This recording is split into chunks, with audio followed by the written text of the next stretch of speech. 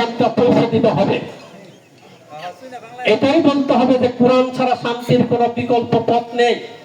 আসুন কোরআনকে ধারণ করুন, কোরআন অনুযায়ী নিজে চলুন, রাসূলের আদর্শ ধারণ করুন, রাসূলের আদর্শ অনুযায়ী সমাজটাকে পরিচালনা করি, আমরা পরিচালিত হই। এইটা যদি আমরা সিদ্ধান্ত নিতে পারি, ওই যে ৩১৩ জনের যে বদরের যুদ্ধের যে বিজয়টা এনেছিল, আমার মনে হয় এখানে হাজারের উপরে মানুষ আমরা মঞ্চের পিছনে রয়েছে, আমরা উপস্থিত রয়েছি। এই ছোট্ট একটা এরিয়াকে, এই ৪.৫ লক্ষ মানুষকে এই কোরআনের দাওয়াত দেওয়া, রাসূলের আদর্শ গ্রহণ করার আহ্বান, এটাই শান্তির একমাত্র পথ। এটা আমাদের পক্ষে অসম্ভব কোনো কিছু নয়। অতএব আমাদেরকে আজকে সিদ্ধান্ত নিতে হবে। বক্তব্য নসিহা আমাদের প্রধান মেহমান দিবেন। আমি শুধু আপনাদের কাছে এটাই বলে যাই, আমি ব্যক্তি কোনো কিছু নই। সংগঠনের সিদ্ধান্তকে কার্যকর করতে হবে, এবং এটা কোনো বাহবা পাওয়ার জন্য নয়, দুনিয়া পাওয়ার জন্য নয়, কোন পদ প্রতিষ্ঠার জন্য নয়।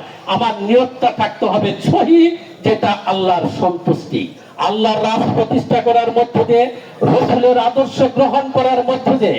কারণ আমার রাসূল রূপাতের পূর্বে বিদায় হওয়ার সময় আমার কাছে দুটো জিনিস রেখে গেছেন, আর কিচ্ছু রেখে যান নাই। একটা হলো তার কোরআন, আর একটা হলো তার সুন্নাহ। এই দুটো ছাড়া কি আমাদের কাছে কিছু উনি রেখে গেছেন?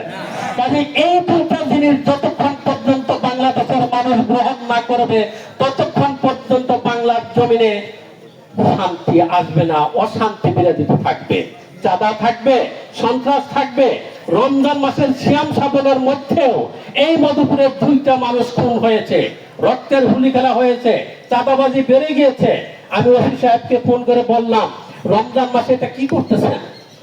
দোকানে দোকানে যে মানুষগুলোকে ধরতেছেন, ওরা আওয়ামী লীগের সাথে সম্পর্কিত। আপনি কোথায় আপনি পেলেন আওয়ামী লীগের সাথে সম্পর্কিত? আওয়ামী লীগের সাথে যারা সম্পর্কিত দিবালোকের মতো সত্য, তাদেরকে ধরেন। আপনি এই ব্যবসায়ীদেরকে ধরছেন কেন? এগুলোকে করছেন কেন?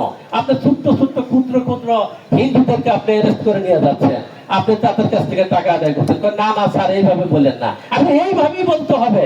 আপনি কেন এদেরকে ধরেন? আপনি যাদেরকে ধরার তাদেরকে ধরেন।